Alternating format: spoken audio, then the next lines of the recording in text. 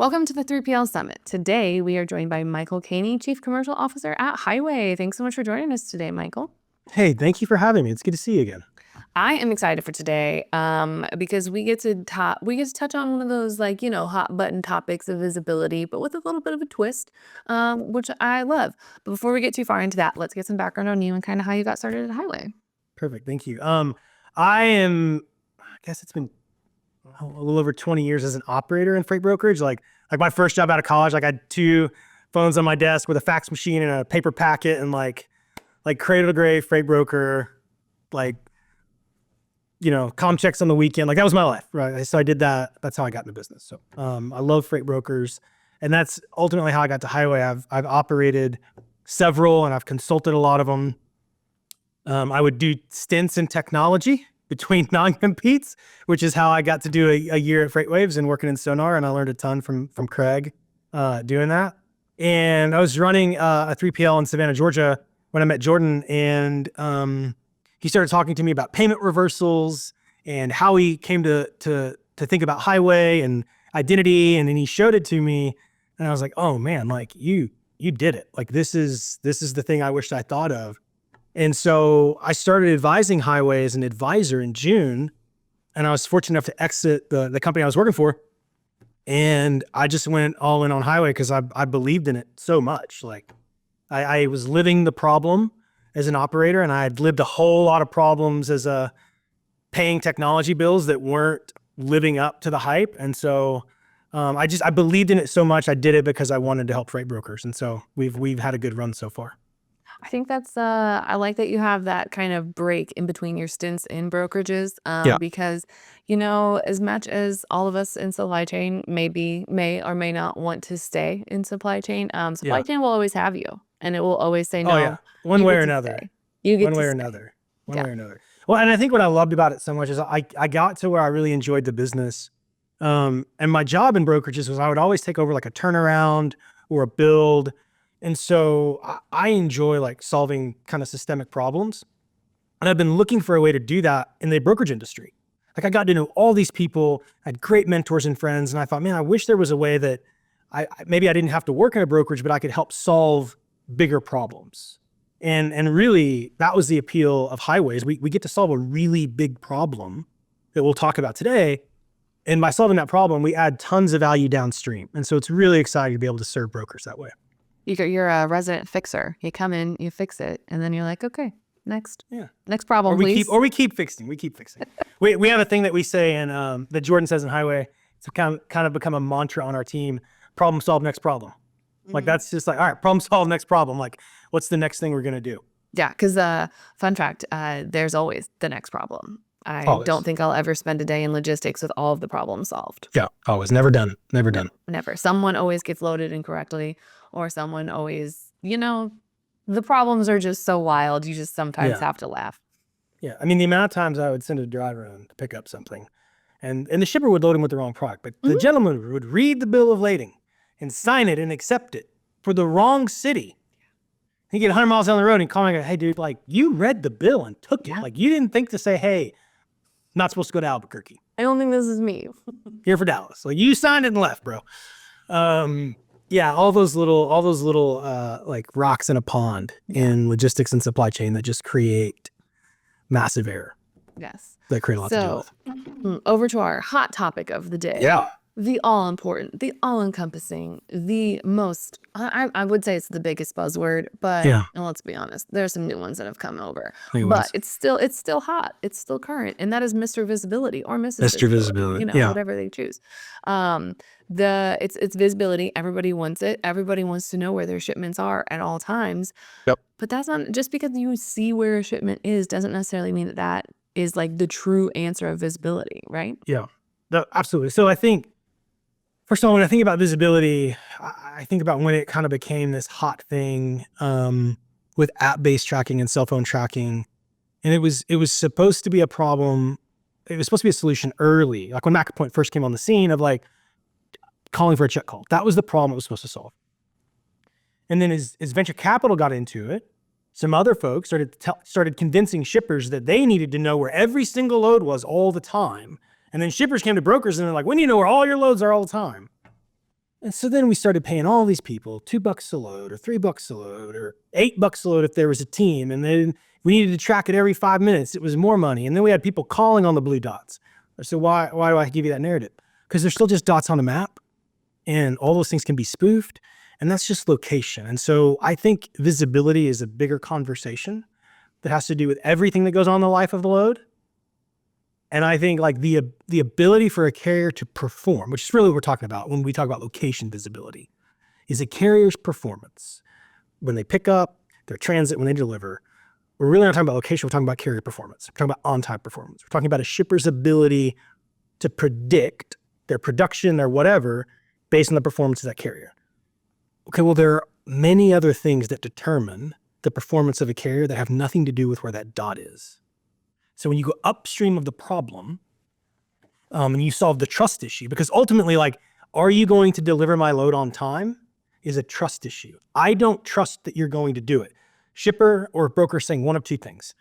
Broker, I don't trust that your carriers are going to do it, or the broker saying, carrier, I don't trust you, so I'm going to micromanage every step of this process. And there are other things that solve the trust problem and visibility that have nothing to do with a dot on a map. That's my TED Talk. I like it. It's a nice condensed TED Talk, without Yeah. a fancy PowerPoint presentation behind you. I don't clicker, I'd use it, But I think it brings up a great point is, it's one of those where you say so one-track mind on a solution that you forget like the original problem that you're supposed to solve. Like, yeah, you want to know where carriers are, where your shipment is. You want to know if that driver is going to be on time. You want ETAs. There's always going to be a need for that in logistics, in a supply chain, in everything. Like that will always be there. And visibility tools like location services are great for that. But when it comes to, having a full, like a 3,000 step view, for the most part, if I'm an operations manager or a receiving manager at a shipper, I'm not going to care if I have a shipment 200 miles away and then 50 miles away. And like, I'm not going to care that much. I'm just going to make sure that I'm not going to overload my warehouse with having 10 trucks show up at the same time versus something else. And I think it's part, like you said, of that bigger picture of, okay, well, did this shipment that was supposed to start in Kentucky, did it start in Kentucky? Did it arrive in Illinois? Did it, was it on time? Was that carrier, did I have any problems with that carrier? Was my load damaged? And then ultimately, did I get billed correctly? And I think that being able to look back and say, okay, well, I know that I can trust this carrier. So if I see this carrier on my freight, I don't have to really worry about it. And there's that, it's kind of the silent, what I like to call the silent way that you build trust with your shippers is you say, I'm just going to be consistent and good so you don't have to worry about it. And there's going to be problems, there's going to be hiccups, but trust that I'm going to have a solution in place before I need to get you heavily involved, and I'll just let you know kind of like the recap of it. Yeah. Well, so I think the angle that you're approaching it from is very interesting. And then there's kind of three things I think about. So the audience for 3PL Summit is probably everybody from a freight broker to somebody running large spectrum like managed transportation, right? Big control tower operations. And when we think about visibility, if everything is important, nothing is important, right? And so I think when we talk about creating a trusted environment between carriers, partners, 3PLs, we're not saying that nothing's going to go wrong. We're saying that we trust that we will manage the exception. So what we want to do is we want to manage the exception, right? And when I think about location specifically, and I think about in-transit stuff and updates and all these words that get thrown around with visibility, the interesting thing that happened is that scorecards started to be based on accuracy, updates. And so what, I can give you kind of the dark side as an operator, we would put gray matter in the data to keep from losing our freight because you can't meet the standard. You cannot meet the visibility standard that's put out. You just can't do it. And all my friends listening to this, like, it's the dirty secret that nobody wants me to say out loud. It's like, let's say the silent part, right? Nobody can meet the standard because only about 80% of carriers are actually telling the truth about where they are and the equipment that they're using. Like, we've seen it in the data, okay? And so what's happening is you're using you're inserting lat longs to try to make your scorecard look better, or you're using carriers that are using Android spoofing apps and doing things like that to make you think that they're doing what they say they're going to do, and you don't know which trucks they're using, right? You see what I'm saying, Mary? So there's a lot of noise in the data because we're not really focused on telling the truth. We're focused on meeting a scorecard, right? And there's some analyst that's chasing you for a lat long file at a shipper because they have to get the scorecard right. And they don't want to call you and grab about the scorecard, and you don't want to lose your freight. So as long as the scorecard looks right, we'll just make that happen. And then afterwards, we'll complain about why nothing actually got better. So we've been paying all this money for visibility for all these years. We still have dwell time issues. We still have theft issues. Like, what got better because of the blue dots? Like, what got better? Like, what materially has, like, man, the visibility revolution worked? What got better? And I was gonna say, so I get a little long-winded, but like the reason is because there's a lot of things in visibility that you have to be able to evaluate. The only way to evaluate it is to have the type of connection with a carrier that's a zero trust environment, right? So is there, like, can you tell, not based on the truck that the carrier told you, but by having a global understanding of that carrier, are they even in range of the shipment? Not based on what the carrier told you, but can you get a view to the carrier on a single load of whether they're even physically capable of moving that shipment? Can you tell if that carrier is overbooked? How much capacity do they have? How much are they committed to? Can you tell if that truck is even insured? So even if there is a truck in range, can you cross-reference that VIN and tell that it's insured? If something changes regarding their contact information, their email address, if something happens during the life of that load that has nothing to do with location compliance, that could have everything to do with theft or fraud, can you tell that, right? So, I mean, I'm looking at 20 alert types that we use that all exist in one screen, and we haven't got to location yet. Does that make sense? Like, there's so many things about the characteristic of the carrier, whether or not they're telling the truth, and whether or not they can actually do the thing they say they're going to do, that we have to talk about before we ever get to location. Because you can lie about location, or you can use a double brokered truck. Yeah. So I guess now that you've, destroyed all of our hopes and dreams about locations, but taking back to that bigger step of visibility, if I'm a freight broker or a 3PL, like, how do I even know where to start? I have the blue dots, but like you said, I still have carriers waiting for a really long time. I still have no visible improvement on my day to day other than congratulations, I get to make a third less check calls than I need to. Um, so I guess how do you even begin to start making sure that, your visibility tools are actually helping you? Yeah, I think one of the things that needs to change in the world is that, like, I think app-based tracking needs to go away.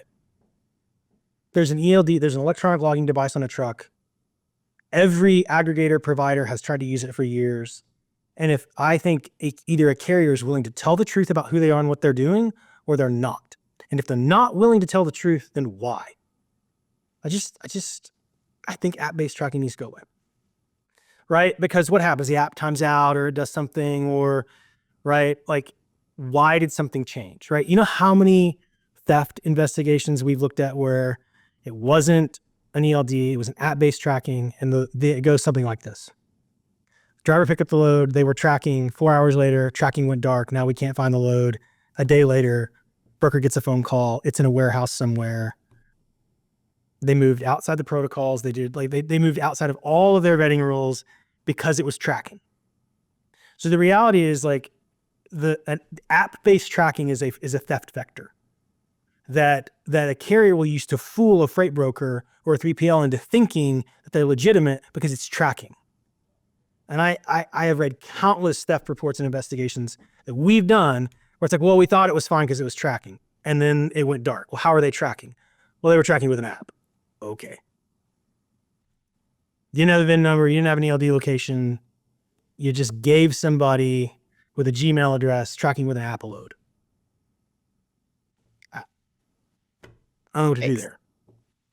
You understand what I'm saying? Like, it's too much. It's too much. There's too much opportunity for error in that environment. And also, especially as criminals, are getting much smarter and much more technologically advanced, like anything you can do to really limit the amount of I want to say like the amount of touches, Hmm. you don't need if I can just reduce it to where it's just me and the person on the truck. Yeah. That's all I need. That's all Yeah. I And need. it should be trustless and automatic. Yeah. I mean, it really should be. Like, that's one of the things that I get really, you spend a lot of calories like chasing carriers to download things and check things and receive things. And the other thing I think that's a problem in the visibility game is that we've actually burdened motor carriers in a way that's not fair to them.